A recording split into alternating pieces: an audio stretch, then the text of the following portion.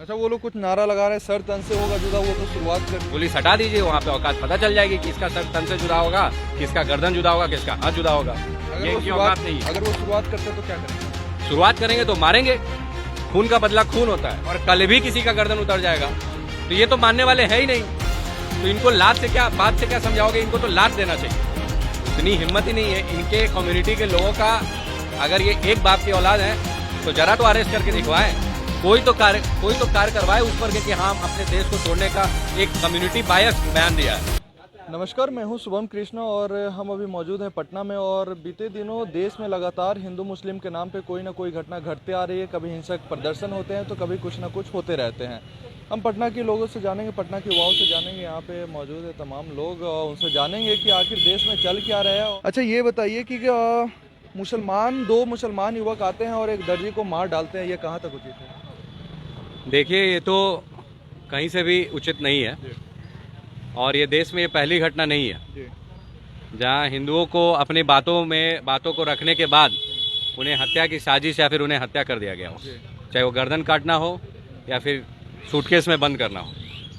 तो जब नुपुर शर्मा को लेकर के पूरा देश इतना छप्पन इस्लामिक देश आकर के इसका विरोध किया, और आज जो ये हिंदू की हत्या हुई है, जो कि उसके स्टैंड पर आज भी हम लोग कायम हैं, और हम लोग पूरे देश में हर हिंदू संगठन नुपुर शर्मा का साथ दिया और आज भी साथ में है। तो उसके बावजूद इस व्यक्ति का, एक कमाने खाने वाला व्यक्ति का, जो एक नॉर्मल टेलर है, उसके पास जा करके नाप के बहाने से जा करके उसके गर्दन को काट दिया जाता है। उस व्यक्ति को थोड़ा सा भी शक नहीं था, संदेह नहीं था वैसे लोगों पे? ये व्यक्ति अरेस्ट हुआ था राजस्थान गवर्नमेंट में। जब इन्होंने नुपुर शर्मा का समर्थन किया तो इसको अरेस्ट किया गया था, और अरेस्ट करने के बाद इन्होंने लिखित में अपने सुरक्षा व्यवस्था को लेकर के वहां के थाने को दिया। लेकिन इसके बावजूद इनको धमकी भी दी गई। धमकी दी गई, और धमकी देने के बाद इनका गला रेत करके इनकी हत्या कर दी गई। तो जब इस देश में हमारा हिंदू समाज और समस्त नेशनलिस्ट पैनल और हमारा भारत देश के प्रधानमंत्री, जिनके बारे में बोल रहा है इस वीडियो में अपने अल्लाह का नाम लेकर के, जब ये खुद सुरक्षित नहीं है, जब यहाँ का देश का प्रधानमंत्री सुरक्षित नहीं है, तो हम जैसे हिंदू कार्यकर्ता भी सुरक्षित नहीं है। अच्छा, वो लोग कुछ नारा लगा रहे हैं, सर तन से होगा जुदा, वो तो शुरुआत कर दिए हैं। तो ये तो उनकी औकात ही नहीं है। ये छोटे मोटे टेलर, कोई दुकान लगाने वाले, इधर चाय बेचने वाले हैं हमारे भाई, उनके पास जाकर के वो अपना प्रहार कर सकते हैं। जब इतनी ही औकात है तो जरा शुरुआत करके देखें, या फिर जहाँ पे ये घटना हुई है हर एक परिवार में मैं या फिर मेरे संगठन के द्वारा उनको तलवार दिया जाएगा। पुलिस हटा दीजिए, वहाँ पे औकात पता चल जाएगी कि किसका सर तन से जुदा होगा, किसका गर्दन जुदा होगा, किसका हाथ जुदा होगा। ये इनकी औकात नहीं है। अगर वो शुरुआत करते तो क्या करेंगे आप? शुरुआत करेंगे तो मारेंगे, खून का बदला खून होता है। राजस्थान वीरों की भूमि रही है। हम लोग महाराणा प्रताप का उदाहरण पेश करते हैं, झांसी की रानी और तरह तरह के वहाँ पे लोग, बड़े बड़े घराने के वंशज वहाँ पर हैं। लेकिन जब उस जगह पर इस तरह की चीज़ें हो जाती है, और ये साल 6 महीना में कभी भगवा झंडा को वहाँ पे तोड़ दिया गया था, अभी रिसेंटली वहाँ मंदिर तोड़ दिया गया था, अभी ये इसको मर्डर किया जा रहा है। तो जब इस तरह की चीज़ें वहाँ पर हो रही है तो जाहिर सी बात है ये चीज़ बताने का प्रयास किया जा रहा है कि हम वहाँ पर भी ये चीज़ कर सकते हैं जहाँ पर आप लोग मजबूत हैं या फिर मजबूत होने का दावा करते हैं। लेकिन ये पीछे से वार करना जानते हैं, पीछे से पीठ में छुरा भोंकना जानते हैं, जो इनका इतिहास रहा है। नकली लोग हैं ये, और ये देश के लिए घातक है। अच्छा, नुपुर शर्मा जी का मतलब इतना बड़ा स्टेटमेंट भी तो नहीं था जिसके लिए देश में इतना हिंसा और लोगों को मारना काटना। देखिए, इन लोगों को मौका चाहिए कि देश में हम आग जलाएं, लोगों को तोड़ें, लोगों को अपने भावनाओं में बहा करके। अपने देश से प्यार नहीं है? बिल्कुल भी नहीं है। जिसको अपने देश से प्यार रहेगा दूसरे का गर्दन उतारेगा, वो देश के कानून को तोड़ेगा, और वो देश के ही प्रधानमंत्री को बोलेगा कि हम आपकी गर्दन उतारने के लिए तैयार हैं। इतना हिम्मत कहाँ से आ जा रहा है?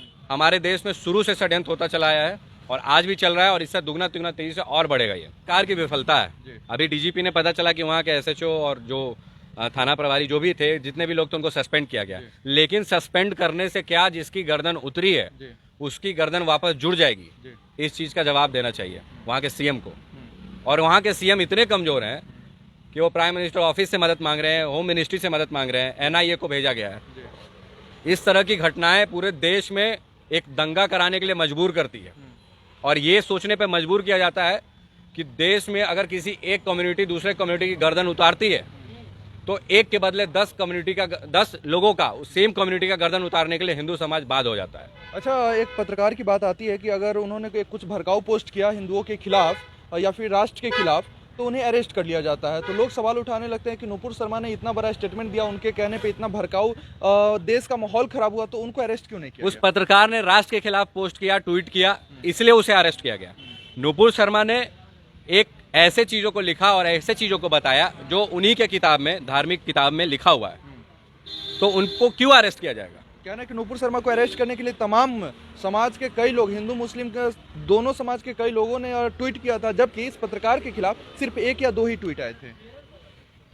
नुपुर शर्मा का जो मामला है, इसे बार बार खींचने का प्रयास किया जा रहा है और इनको मुद्दा चाहिए कि इन्होंने गलती करी है, आप झुक जाओ, आपकी गलती है, इस पे कार्रवाई होनी चाहिए। ये प्रेशर बनाना चाहते हैं, क्योंकि ये इसी चीज के लिए जाने जाते हैं।